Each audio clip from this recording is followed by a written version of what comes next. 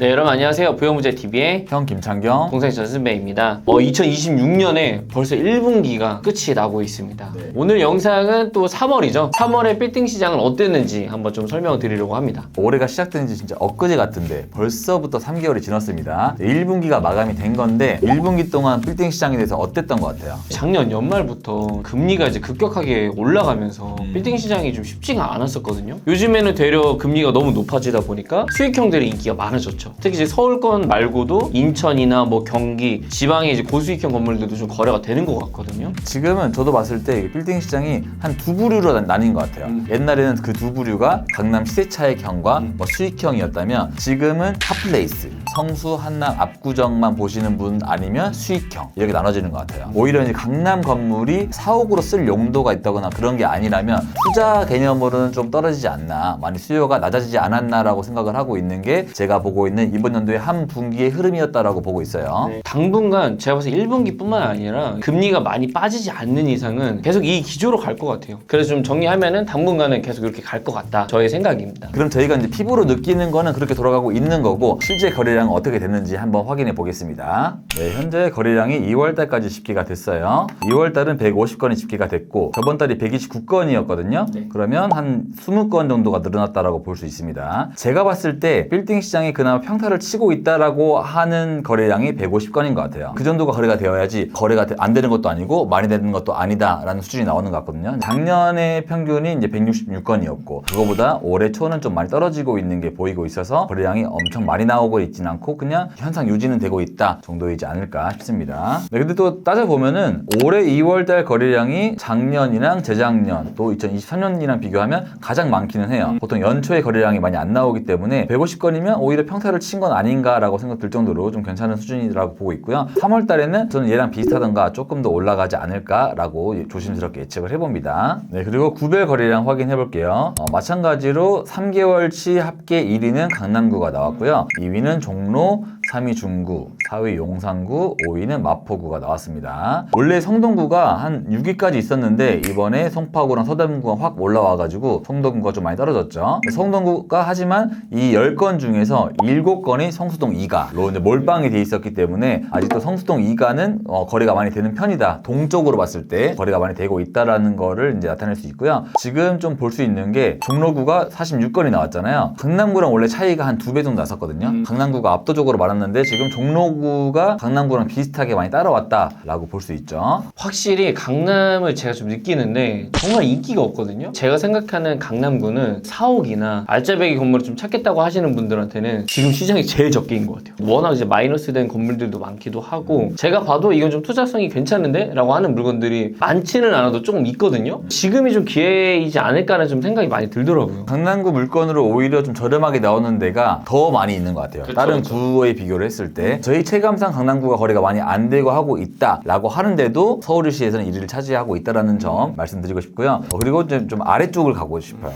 아래쪽을 설명을 드리면 거래가 안 되는 데가 금천구, 노원구 이런 쪽은 3개월 동안 한 건이 됐습니다. 물론 10억 이상만 집계를 하고 있기 때문에 그런 거긴 한데 금천, 노원, 도봉, 중랑 이런 쪽이 거래가 많이 안 되고 있기 때문에 이런 거를 보시면 내가 건물을 사고 나중에 파는 걸 생각을 한다면 이런 구는 좀 나중에 팔기가 어려울 수 있겠구나 라는 걸 예상할 수 있는 수치이지 않나 라고 보고 있습니다. 네, 그리고 현재 오늘자 기준으로 금융채 확인해 보겠습니다. 2026년 3월 26일 오늘은 금융채가 3.11이 나왔어요. 저번 달과 비교를 하자면 2월 26일에는 2.92가 나와서 거의 0.2%가 올랐죠. 이 금리에서 0.2%는 엄청나게 큰 숫자거든요. 0.2가 한 달 만에 올랐다는 건 지금 금리가 많이 가파르게 오르고 있다라는 걸 보여주는 신호고요. 이걸 또 1월 달과 비교를 하자면 1월 달에는 2.84가 나와서 올해 초보다 2달 만에 0.3이 올랐다라고 보시면 될 것 같아요. 확실히 전쟁의 여파가 큰 것 같아요. 지금도 금리가 너무 높아서 신규 법인이 건물을 매입을 하려고 하면은 일단 기본이 4%다 보니까 꼬마 빌딩에서도 수익이 나오는 건물들이 좀 인기가 많은 게 위에 있는 건물을 살 수가 없어요. 대출 이자 감당이 안 되니까. 저희도 계속 좀 금리가 내려가길 바라고 있기는 한데 당분간은 좀 이 상황이 좀 지속되지 않을까 싶기는 합니다. 사실 이제 기준금리는 그대로 유지가 되고 있는데 이러한 전쟁이라든지 뭐 유가 변동이라는 불확실성이 많이 있기 때문에 금리로 반영이 되고 있는 것 같아서 지금 현재 금리는 좋은 편은 아니다라는 거를 말씀드릴 수 있겠습니다. 네, 그리고 이번 달 빌딩 시장 이슈를 가지고 와봤습니다. 이슈 중에 기사를 하나 가지고 왔는데 우리나라에서는 고무적인 그런 기사를 가지고 왔어요. 서울 상업용 부동산 건물은 아시아태평양 투자선호 3위 등급 역대 최고로 나왔습니다. CBRE에서 조사를 한 건데 아시아태평양 투자자 422명을 설문을 했어요. 작년에 8위가 나왔다가 올해 싱가포르와 공동 3위까지 1년 만에 거의 5단계가 올라온 겁니다. 그래서 이제 내용을 보자면 서울이 아시아태평양 지역 상업용 부동산 투자 선호 도시 순위에서 역대 최고인 3위에 올랐다. 전통적인 오피스 중심 시장에서 벗어나 데이터 센터, 물류 등으로 투자 대상이 다변화되면서 글로벌 자본이 몰린 결과라는 분석이다. 여기 나오고 있어요. 그래서 어디에 이어 3위인지 봤는데 1위가 도쿄, 2위가 시드니였고 3위가 싱가포르랑 서울.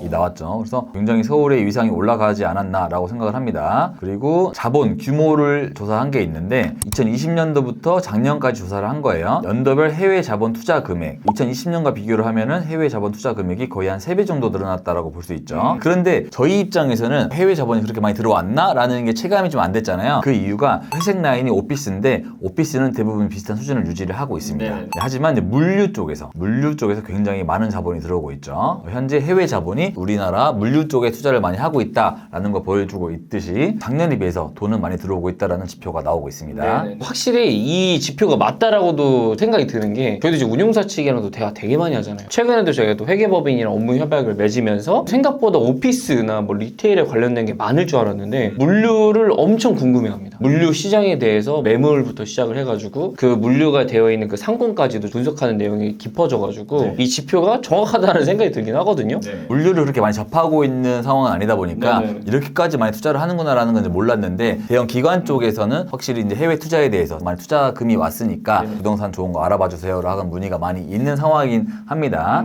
그래서 저희 체감과 수치가 좀 대충 비슷하게 나오지 않았나라고 생각하고 있어서 이 자료를 가지고 와봤습니다. 두 번째로는 좀 빌딩 시장에서 좋은 기사가 있어가지고 가지고 와봤거든요. 규제 없고 수익 쏠쏠 꼬마 빌딩 거래 반등이라는 기사가 있습니다. 최근 주택 규제의 대체 투자처로 떠올랐고 50억 미만 거래량이 66건에서 74건으로 늘어났습니다. 그리고 상업용 건물은 대출 한도가 70% 그대로 유지가 되고 있고 또 근린 상가나 오피스는 공실률이 낮아 거주 제한이 없어 투자 소유가 물린 듯이라는 게 있잖아요. 이게 사실 아파트랑 비교를 한 거거든요. 아파트는 지금 규제가 너무 많이 있고 규제가 계속 바뀌고 있기 때문에 너무 좀 어려운 상황이에요. 1주택이 있으면 그 이상 2주택, 3주택은 그냥 안 하는 게 낫다라고 생각할 정도로 대부분 1주택만 가지고 있으려고 하는데 나머지 돈이 다 이제 빌딩 투자로 몰리고 있다라는 그런 기사인 것 같아요. 요즘에 또 이슈가 많이 되는 게 보유세 관련된 내용도 나오다 보니까 주택 시장에 관련된 이제 뭐 아파트 매물부터 시작해가지고 주거에 관련된 매물의 시장이 정말 많이 나오고 있다고 하더라고요. 그리고 또 저희 회사 최근에 거래된 건물들 보면 인천에 30억대 꼬마 빌딩이라던가 불에 이제 수익형 빌딩 거래된 내용을 보면은 수익률이 대부분 다 4에서 5% 사이거든요. 그만큼 이제 수익형 빌딩에 대한 관심도가 주택이 좀 시들해지니까 매우 높아진 거죠. 그리고 이제 제 아는 고객이 원베일리에서 거주를 하고 있는데 작년에 재산세가 2천 얼마 나왔대요. 근데 지금 올해 5천만 원이 나왔다고 하더라고요. 한 달에 한 400이 넘는 돈인 건데 400이 넘는 현금을 내야 되는 거잖아요. 400이 넘는 거를 내가 급여로 받으려면 연봉 한 7, 8천은 돼야 되는 거거든요. 7, 8천 연봉이 되는 돈을 계속 내고 있구나 라는 걸 생각을 하다 보니까 이거를 보유하지 말고 오히려 내가 돈을 받을 수 있는 상업용으로 돌아가자라는 수요가 최근에 좀 많아지고 있긴 합니다. 그렇죠. 구체적인 내용을 한 번 더 읽어보자면 주택시장에 대한 규제가 강화되고 아파트 가격이 약세를 보이면서 중소형 빌딩으로 유동자금이 흘러들어가고 있다. 지난해 11호 주택시장 안정화 대책 시행 이후 연면적 3,300제곱미터 이하 100억 원 미만 가격대의 중소형 빌딩 거래 건수는 계속 감소했으나 지난달에 다시 증가세로 돌아섰다. 지난달부터 지금 다시 좀 올라오고 있는 것 같아서 이게 얼마까지 갈지는 모르겠지만 지금 아파트에 대해서 혼란이나 혼돈이 좀 끝나고 나서는 다시 좀 빌딩 시장으로 더 유입이 되지 않을까라고 예상을 합니다. 그래서 최근에 이제 매수를 하려고 문의 오시는 분들을 들어보면은 수익이 안 나오면 다 안 사려고 하시죠. 그쵸. 그래서 정말 지금 이제 임대가 안 되어 있으면 건물 매각이 쉽지 않다라는 그런 상황이 온 것 같습니다. 마지막으로 3월 달에 거래가 된 A급 사례들을 가져와 봤는데 지금 제가 소개해드릴 물건 같은 경우에도 요즘 정말 인기 많은 곳인데 안국동이거든요. 시장이 진짜 나오자마자 빛의 속도로 팔렸어요. 너무 빨리 팔려서 이 건물을 모르시는 분들이 많지 않을까 싶기는 합니다. 이제 건물의 위치를 한번 보여드리면은 여기 위쪽에 헌법재판소가 있고 제가 이제 말씀드렸었던 이제 북촌이 요 라인이죠. 안국역 이제 아래 3호선 라인이 있는데 안국역 이제 1번 출구 앞으로 이제 쭉 오면은 양면 건물이 거래가 됐습니다. 이 건물은 지금 현재 매도자분이 좀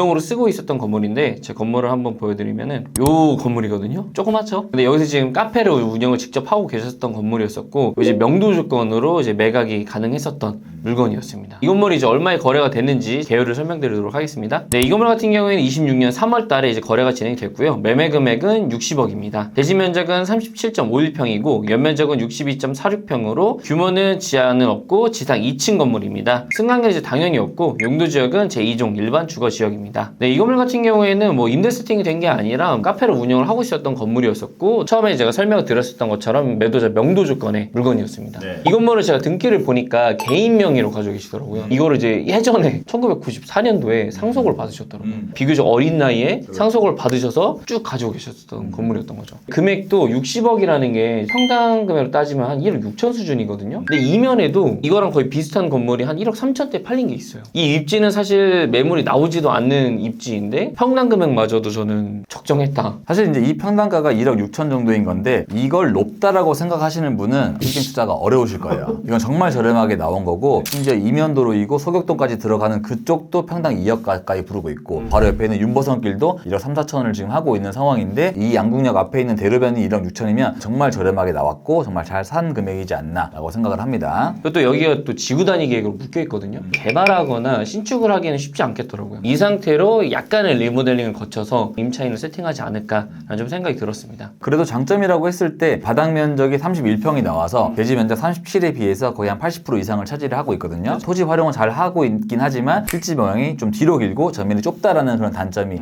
있긴 해도 이 라인에 이 정도 사이즈 건물 자체가 없어서 정말 저는 희소했었고 또 저렴했었고 나름 가치가 있었다라고 판단한 건물이었습니다. 네, 다음 사례입니다. 다음 사례는 이제 메인 상권, 핫플레이스라고 보기에는 좀 어렵고 생활 밀착형 상권 하지만 절대 죽지 않는 그런 곳의 건물을 가지고 왔어요. 위치는 이제 금호동이고요. 금호역에서 일로 쭉 내려가면 여기가 이제 금남시장 라인이 있습니다. 이 라인 뒤편으로 이렇게 두산 아파트, 한신 아파트, 푸르지오, 금호자이랑 뒤에 아파트가 많이 있는데 이 아파트 사람들이 주말이나 평일 저녁만 되면은 여기 와서 장을 봐요. 이렇게 왔다 갔다 하는 지역이라서 여기 아시는 분들은 사람이 굉장히 많다라는 걸 아실 거예요. 네네. 그래서 이제 금남시장 삼거리라고 불리는데 이 삼거리 코너에 있는 유일무이하게 생긴 독보적인 그런 건물이 하나 있었습니다. 네네. 로드 위로 먼저 보여드릴게요. 네, 여기가 이제 금남시장 삼거리고요. 여기 한의원도 있고 뭐 병원도 있고 뭐 시장처럼 뭐 가판대도 있고 하는데 그중에 이 삼거리에서 우뚝 보이는 이 건물, 네, 이 건물이 거래가 됐어요. 바로 앞에 라인으로 이렇게 사람들이 걸어 다닐 수 있는 굉장히 좀 면이 좋았었던 그런 건물입니다. 딱 봐도 리모델링 해놓으면 정말 이뻐지겠다라고 생각되는 그런 느낌이 있죠. 네, 이 건물이 얼마에 거래가 됐는지 한번 보겠습니다. 네, 이 건물은 이제 등기가 안 넘어가서 확실하진 않지만 64억에 거래가 된 걸로 추측을 하고 있고요. 대지 면적은 52평, 연면적은 156평의 건물이고 지하 1층, 지상 4층 건물입니다. 엘리베이터는 없는 1977년 구건물이라서 굉장히 오래되기는 했지만 이 건물을 통째로 쓰고 있었던 우리은행이 입점해 있었죠. 우리은행이 전층을 쓰는데 보증금 4억에 임대료 1,900만 원을 내서 수익률은 한 3.8%가 나왔었던 건물이었어요. 우리은행이 여기서 거의 한 40년 가까이 영업을 했었거든요. 들어온 게 한 1980년대라고 이야기를 하더라고요. 40년 동안 여기를 지키면서 있었던 임차였습니다. 이 건물 같은 경우에는 진짜 너무 좋았다고 생각이 드는 게 뭐냐면은 바로 옆에도 다이소 있죠, 회사님. 그 한 바퀴 둘러보면은 전부 다 병원이거든요. 그러니까 메디컬로 세팅할 수도 있고 1층 같은 경우는 F&B 같은 경우도 충분히 다 들어올 수 있는 건물이어가지고 이제 저희 같은 이제 중개인들이 요리를 하기에 너무 괜찮은 그런 매물 중에 하나였었죠. 그나마 좀 단점이었다는 건 금호동인데 평당 금액이 1억 2천이었습니다. 금호동이면 그래도 한 1억 아래여야 되지 않을까라고 생각을 하는데 이건 워낙 위치가 좋았다 보니까 1억 2천이라는 점이 좀 무거워 보이는 감이 있기는 하지만 그래도 위치라는 장점이 워낙 좋았고 희소성이 있었기 때문에 또 수익이 안 나온 것도 아니고 3.8%면은 내가 이자를 뭐 좀 많이 내더라도 감당할 수 있을 만한 수준이긴 하거든요. 그래서 저는 이런 건물이 또 안정적으로 봤을 때는 얘가 좀 괜찮지 않았나, 좀 좋은 건물이었다라고 생각을 하고 있습니다. 네, 오늘 좀 3월에 좀 빌딩 시장을 한번 좀 둘러봤는데 요즘에 놀라운 거는 성수동이 이제 명도도 안 되는 건물들이 계속해서 거래가 되고 있는데 심지어 이번에 또 두 건이 거래가 됐거든요. 평당 4억 5천을 또 찍었더라고요. 명도도 안 되는 이런 건물들을 어떻게 운영을 하실까 우려스럽기도 하고 압구정 로드웨어 같은 경우에도 지금 계속해서 메인 골목을 제외하고 이면에도 좀 거래가 되고 있더라고요. 확실히 좀 양극화 현상이 좀 심하긴 하다. 근데 그럼에도 불구하고 꼬마 빌딩은 좀 꾸준히 거래가 되고 있다. 이렇게 좀 말씀을 드리고 싶었거든요. 그래서 그래서 지금 일각에서 성수동이 정말 10억까지 올라가는 거 아니냐, 갈 수 있다라고 이야기를 하는데 성수동 10억까지 가기는 아직 성수동이 위기를 극복해 본 적이 없다. 성수동은 아직 오르기만 해봤지 떨어져 본 적이 없었기 때문에 그 10억을 논하기에는 좀 이르지 않나라고 생각을 하고 있어서 4.5억이라는 사례가 나오고 있긴 하지만 좀 더 유심히 봐야 되지 않나, 저희의 의견을 전달을 드리고 싶고요. 당분간은 지금 이렇게 꼬마 빌딩을 원하시는 분들이 많이 나올 것 같아요. 지금 건물을 찾는 분들이라고 하면은 빠르게 좀 움직이시는 게 어떨까 싶기는 합니다. 이제 오늘 저희 영상 마무리하도록 하고요. 저희 또 다음에 4월 빌딩 시장으로 찾아뵙도록 하겠습니다. 그럼 안녕.